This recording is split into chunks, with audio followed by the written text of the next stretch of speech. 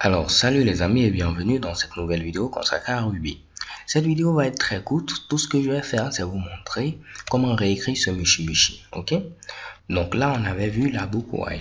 Ce que je vais vous montrer c'est une autre écriture. Je peux mettre ici begin comme ceci. Je vais mettre ensuite mon bloc d'instruction comme on l'avait vu précédemment. Bien sûr je dois initialiser ma variable i ici à 1. Et je vais terminer cela en mettant ici un end comme ceci, while. Et je peux mettre ma condition qui est ici, i doit être inférieur ou égal à 100. Donc ce que j'ai à ce niveau va faire la même chose que précédemment. Premièrement, je vais vous montrer, après je vais vous expliquer ce code là.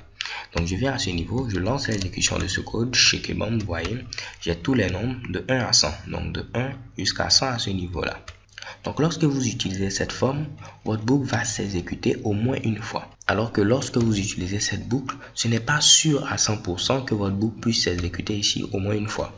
Je prends un exemple simple. Si on a ici 101, si on a i qui est initialisé à 101, on va venir tester. Est-ce que i est inférieur ou égal à 100? Non, parce que 101 n'est pas inférieur ou égal à 100. Donc rien ne sera affiché à ce niveau-là. On sort automatiquement de la boucle. Par contre, si je viens à ce niveau, je mets la boucle précédente. Même si je mets ici 101, vous allez voir que j'aurai ici 101 qui sera affiché. Je viens à ce niveau, je lance l'exécution shakebomb 101. En effet, qu'est-ce qui se passe? Lorsque j'avais ici la première boucle, la condition est testée au début. Ok, en tout début, on teste la condition avant de rentrer dans le bloc. Alors qu'avec cette deuxième forme, on teste la condition à la fin.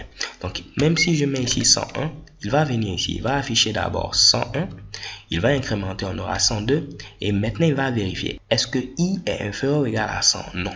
Donc là, il sait qu'il doit arrêter ici maintenant la boucle. Ok, donc voyons voir maintenant ici cette nouvelle manière d'écrire ici la boucle while. Tout ce que vous devez mettre c'est ici begin. Begin qui dit et ici commencer. Donc commence-moi à faire ceci et tu vas t'arrêter lorsque ici cette condition sera évaluée à false. Ok.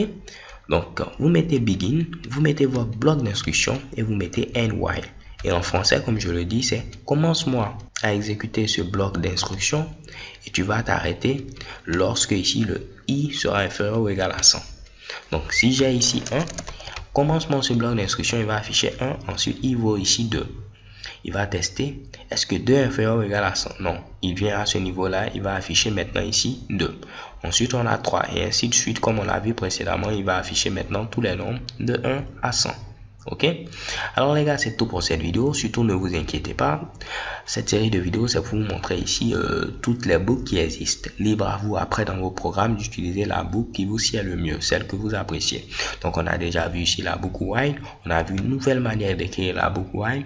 Je vais vous montrer également ici la boucle loop et également until. So thank you for watching, don't forget to subscribe and have a nice day. Peace.